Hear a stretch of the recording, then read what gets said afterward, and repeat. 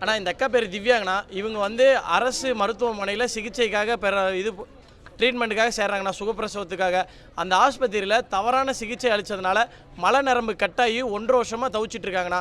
இது வந்து முழுக்க அரசு ஆஸ்பத்திரியில் இவங்களுக்கு செஞ்ச துரோகம்ண்ணா. வேறு எந்த ஆஸ்பத்திரியில் வேறு ஏதாவது துறையில் அவங்களுக்கு ஏதாவது ஒரு பாதிப்பு ஏற்பட்டுருச்சுன்னா அது ரொம்ப நாள் கழித்து வெயிட் பண்ணி கூட வாங்கிக்கலாம்ண்ணா.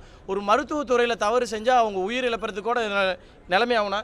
இது வந்து இவங்க வயிற்றில் இருக்கிற ஃபோட்டோ இந்த மாதிரி தான் இப்பயும் இருக்குது. அவங்களால உட்காரக்கூட முடியல.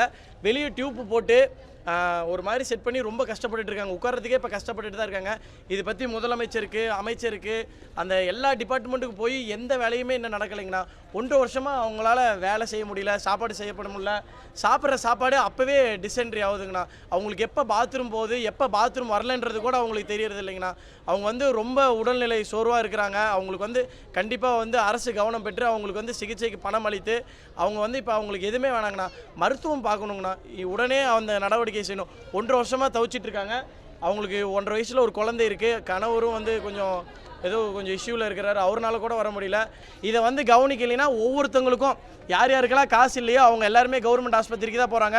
அவங்க எல்லாத்துக்குமே இந்த மாதிரி நடக்கிறதுக்கு அதிக வாய்ப்பு இருக்குது. அதனால் இவங்களுக்கு வந்து இப்போ சிகிச்சை வந்து சரி பண்ணுங்கண்ணா.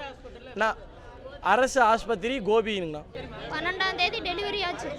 டெலிவரி ஆகி 10 நாள் எனக்கு எந்த ஆதாரமே கொடுக்காம எனக்கு மோஷன் போகிற நரம்பை கட் பண்ணிட்டாங்க. அது சொல்லவே இல்லை. நாங்கள் ப்ரைவேட் ஹாஸ்பிட்டல் போய் தான் கன்சல்ட் பண்ணி ப்ரைவேட் ஹாஸ்பிட்டலில் தான் போய் பண்ணி எல்லாம் தெரிஞ்சது. உடனே கோயம்புத்தூர் ஜிஹெச்சுக்கு போனான். இந்த மாதிரி மோஷன் கோட்டல் எடுத்து வெளியே வைக்கணும் அப்படின்னு சொல்லி சொன்னாங்க. 1.5 வருஷம் ஆகிட்டு இன்னும் வரைக்கும் கோயம்புத்தூருக்கு போயிட்டுருக்கேன். நான் போகாத ஹாஸ்பிட்டலில் யாரும் எந்த ட்ரீட்மெண்ட் எடுக்கல. நான் 11/9/22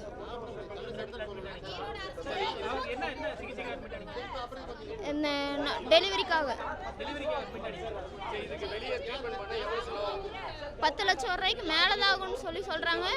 ஆனால் குறிப்பாக யாருனாலும் முடியாதுன்னு தான் சொல்கிறாங்க. கோபி ஜிஹெச்சில் இன்னும் வரைக்கும் என்ன அதில் போனால் லெட்டர் எழுதி கொடுத்துட்டு இது ஒன்று தான் சொல்லி சொல்கிறாங்க. இன்னும் வரைக்கும் எந்த ஸ்டெப் எடுக்கலை. எனக்கு மோஷன் பேக் வாரமானால் 4,000 ரூபாய் கிட்டத்தட்ட நான் வாங்குறேன். ஆனால் அந்த பேக்கு 3 வாட்டி தான் தந்தாங்க கவர்மெண்ட்டில். எனக்கு கேட்டதுக்கு கவர்மெண்ட்டில் அது காஸ்ட்லி, நாங்கள் தர முடியாது. அந்த பேக் 1.5 வருஷமாக நான் வாங்கிட்டு இருக்கிறேன்.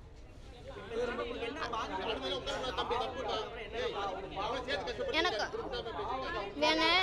என்னால் இப்போ உட்கார கூட முடியல. அதிக நேரம் படுத்திருக்கவும் முடியாது.